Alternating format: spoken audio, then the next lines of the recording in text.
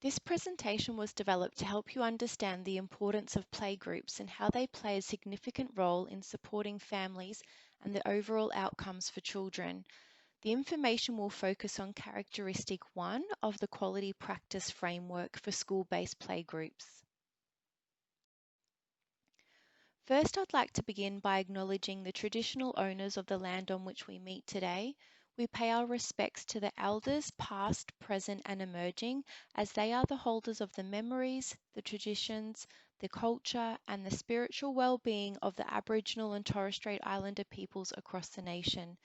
In the spirit of reconciliation, partnership, and mutual respect, we will continue to work together with the Aboriginal and Torres Strait Islander peoples to shape the well-being of families and children, which responds to the needs and aspirations of the community.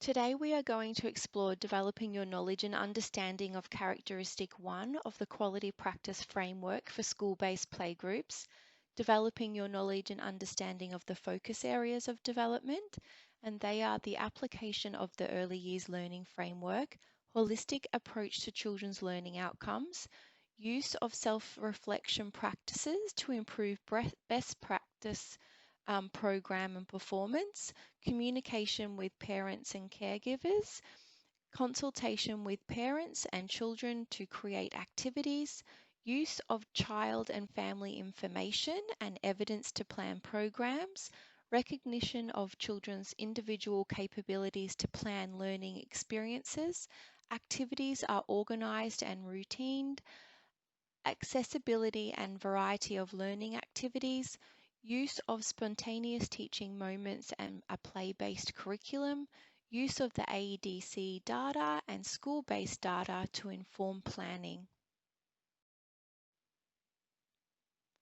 Characteristic 1 Educational Program and Practice focuses on ensuring an educational program and practice is created by playgroup facilitators that are child and family centred, interesting, and maximise opportunities for enhancing and extending each child's learning and development.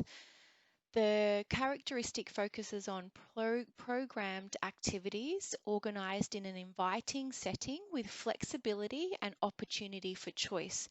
Children are encouraged to engage in adult-initiated learning experiences but are not forced to participate. Parents are supported with creating and reflecting on their routines at home to support their children's organisation, play and learning opportunities. The playgroup program should build on children's individual knowledge, strengths, culture, abilities, and interests, and the facilitator should use spontaneous teachable moments, a play-based curriculum, and incidental opportunities to enhance children's play and scaffold their learning.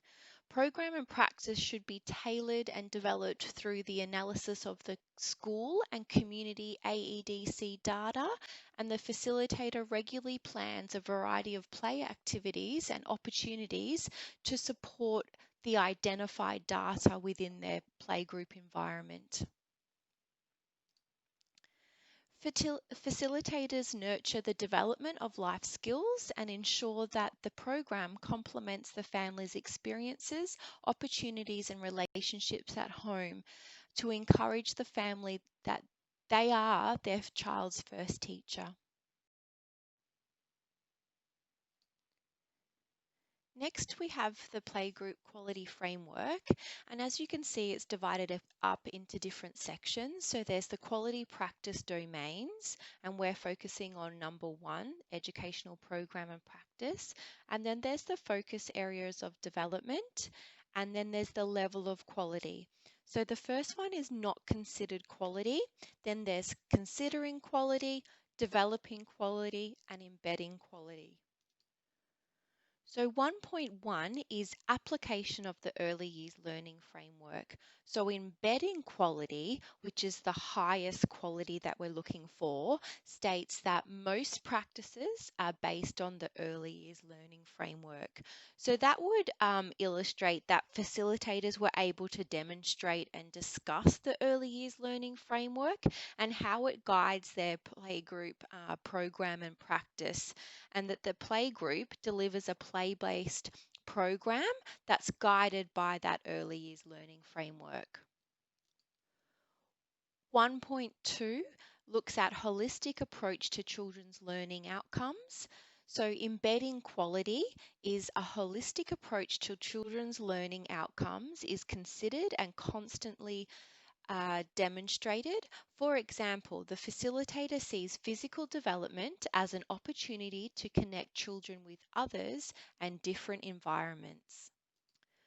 We also might see that cultural backgrounds of children and families are reflected in the program within the playgroup as well.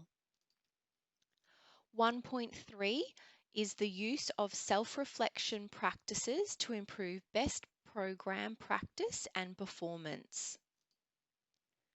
The embedding quality, so the highest quality, looks at self-reflection practices are regularly used to inform and improve program practice and performance. The playgroup facilitator reflects on program and practice with playgroup stakeholders at the end of every term or even at the end of every week sometimes. For example, families, school leaders, and playgroup coordinator on professional performance and future goals. We would also see opportunities that are available for facilitators to reflect on the events at each playgroup session, that facilitators reflect critically on children's learning, the playgroup environment and the needs of the families, and also facilitators would utilize a variety of methods such as jottings, children's comments and conversations, maybe photographs and examples of children's work to assist in their reflection on children's and families' experiences, thinking and learning through that playgroup session.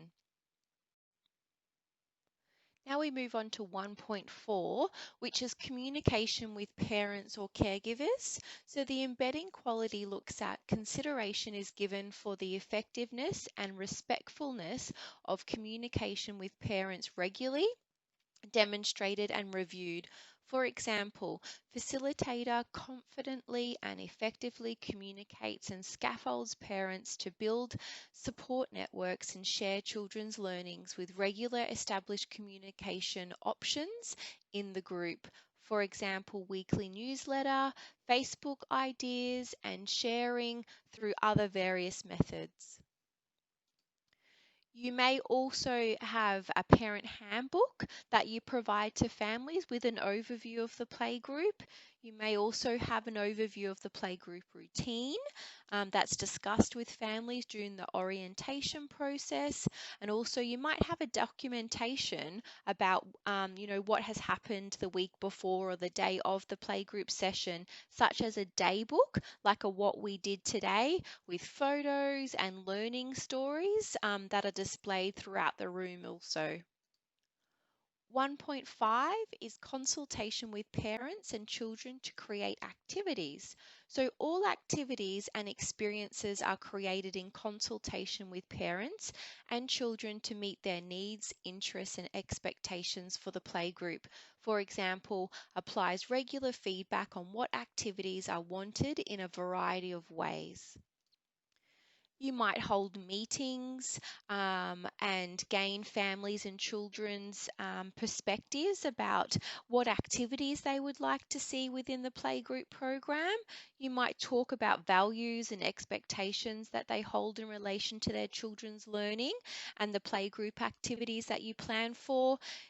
Families and children's ideas and interests are heard and also planned for, and you might document that throughout the playgroup in some way. Have big posters on display or a whiteboard that demonstrates the voices of the families and the children and their ideas that they have recommended.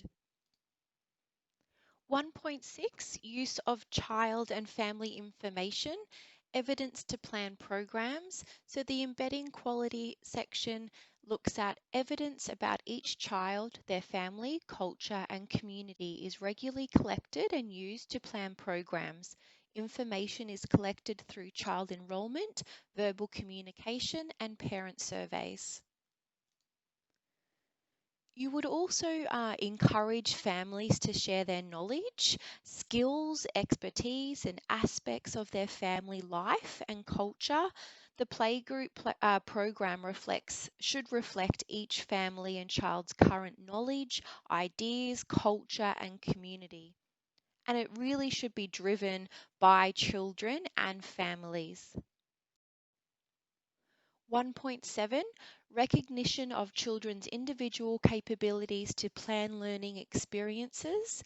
So the embedding quality column looks at considers children's individual strengths, abilities, and interests and consistently applies this information to plan appropriate experiences and activities to support individual learning and development.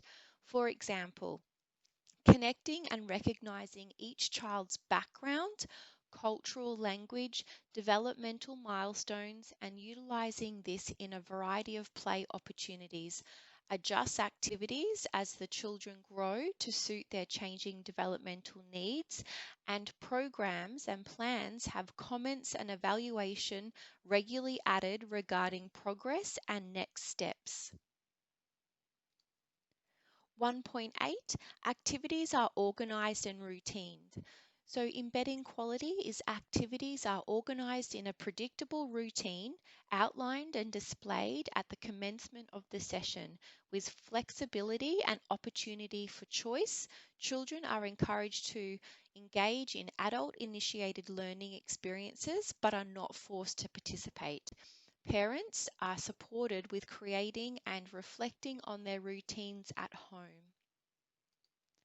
That embedding quality, we would see that room routines are displayed, maybe some session activities are displayed as well around the room. Learning activities during transitions were provided to children and families, and learning opportunities provided some role modeling for activities to be transferred into the home environment. Really important. So you provide that really great role modeling activities for parents.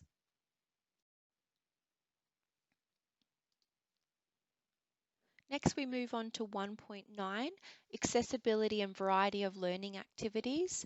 Embedding quality provides a wide variety of open-ended, independently accessible resources, activities and experiences with inviting provocations provided to stimulate learning and engagement. In this section, you would see lots of open-ended equipment and resources provided to children for opportunities to foster thinking.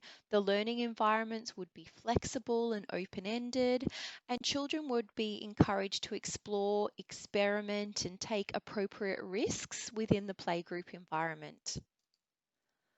1.10 Use of spontaneous teaching moments and play-based curriculum. So the embedding quality looks at consistently uses spontaneous, teachable moments and a play-based curriculum to enhance children's learning and play and scaffold their learning. 1.11 Use of AEDC and school-based data to inform planning. So the embedding quality looks at consistently and regularly uses both AEDC and school-based data to inform planning. For example, the facilitator would regularly plan a variety of player opportunities to support the identified data. The facilitator would be very familiar with the AEDC data, and it is evident through program and practice. So when we would be chatting to the playgroup facilitator, they should be able to discuss what their highest vulnerabilities are in the AEDC data and how the playgroup is supporting the data through learning experiences and community support. So for example, if one of the highest vulnerabilities is physical development, what types of things would you be implementing into your learning environment that would support the growth of physical development? Maybe you might ask some community organisations to come in and run some physical development play activities. You may have some posters up of the importance of physical activity in young children. You might hand out some healthy eating brochures to parents and some sporting brochures to parents. You would do lots of different activities that support that physical domain in that vulnerability. Shared play is used as a foundation to support children's learning and development, strengthening parenting capacity, and to build strong family and community relationships. Within a high quality school based playgroup, the Early Years Learning Framework and the Australian Early Development Census, which is the ADC data, is used to inform activities and recommendations. So, next, we're going to move on to looking at the Early Years Learning Framework as well as the AEDC. So the Early Years Learning Framework, what is it? The framework forms the foundation for ensuring that children in all early childhood education and care settings experience quality teaching and learning. It has a specific emphasis on play-based learning and recognises the importance of communication and language and social and emotional development. So the Australian curriculum is aligned with the Early Years Learning Framework and builds on its key learning outcomes. So the vision is that all children experience learning that is engaging and builds success for life. So if you're wanting to learn more about the Early Years Learning Framework, there is a PowerPoint presentation specifically designed to learn more about the framework on this Playgroup platform. So just have a look and you'll be able to find it. So this is the Early Years Learning Framework diagram, the belonging, being and becoming. So belonging is the basis for living a fulfilling life. Children feel they belong because of relationships they have with their family, community, culture and place. Then being is about living here and now. Childhood is a special time in a life and children need time to just be, time to play, try new things and have fun. And then becoming is about the learning and development that young children experience. So children start to form their sense of identity from a very early age, which shapes the type of adult they will become.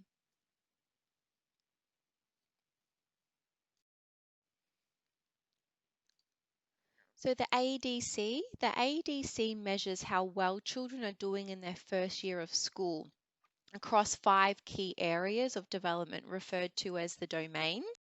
So the AEDC domains have been shown to predict later health, well-being and academic success. So all schools should analyse their AEDC data for their school community and through Playgroup develop activities to support those vulnerabilities, to support those domains. On the Playgroup platform, there is a whole section on AEDC if you want to learn more about it, and there's a link directly to the website as well. A high quality playgroup will have its own focus depending on the needs of the community and the services partnering to deliver it. However, the aims of a supported playgroup are to empower families to enhance their children's learning and development, form positive peer support networks, and access information and services while building sustainable community capacity. So playgroups, like I've said earlier, should be looking at their AEDC data and working out their highest vulnerabilities for their community. Then connect again with their community support services to support the playgroup to reduce those vulnerabilities and support children and families. A little bit about play-based learning. So play-based learning provides opportunities for children to actively, imaginatively engage with people, objects and the environment. So it should assist children to develop relationships and concepts that support a sense of well-being and promotes a valuing of diversity. And that's taken directly from the Early Years Learning Framework. And when playing, young learners may be organising, constructing, interacting, creating, exploring, investigating, and really making sense of their world. It promotes the holistic development. So play-based learning supports physical, social, emotional, cognitive, cognitive and creative development, and it may also support a broad range of literacy and numeracy skills as well. The different types of play. So through your playgroup environment, you can create all different types of play. So there should be some dramatic play, which looks at role play, home corner, firemen, police officer, hospital play, all different types of that make-believe play. There's fantasy play, manipulative play. So exploring construction sets, puzzles, blocks, threading beads. Small world play looks at, small figurines, animals, furniture, that really make believe play. Games with rules, really, really important. So board games, shape games, colors, letters, sounds, for example, and then physical development, physical play. So that's drama, music, movement, ball skills, and outdoor play equipment. I've just provided this little example here of, two different play experiences. So you can see, there's one on the left, which is, a train set, which is great for children to learn how to put the pieces together, but you can only use it for that train set, where if you use loose parts to build your train, there's lots more learning that will occur. They've got to problem solve, they've got to be creative, they've got to work out how to put these pieces together, what materials they can use to be able to build a train and also a train track. So by using some open-ended loose part materials, you're going to get a lot more learning occurring through that one play experience. That's the end of the information for this PowerPoint. Now, next you'll move on to the activities. So activity 1 will take approximately about 45 minutes to complete, and you're to watch a video about planning a playgroup session and playgroup routines, and then just answer the following questions. So what routine will your playgroup use, and how will you communicate it to families and children? How can you support families to understand and value play activities and repeat these opportunities in the home, and further encourage families to be their child's first teacher? And then last one is examine the AEDC data and school data for the school and determine your highest vulnerabilities. Then think of activities that you could plan to support the reduction of those vulnerabilities. Then activity 2 is a case study. So read through the case study, and it's called Little Sunshine Playgroup. Then using the practice framework for school-based playgroups, reflect on characteristic 1, education program and practice, and identify if the playgroup is not considered quality, developing quality, or embedding quality. Then document one idea of how the playgroup can improve the quality of that particular standard.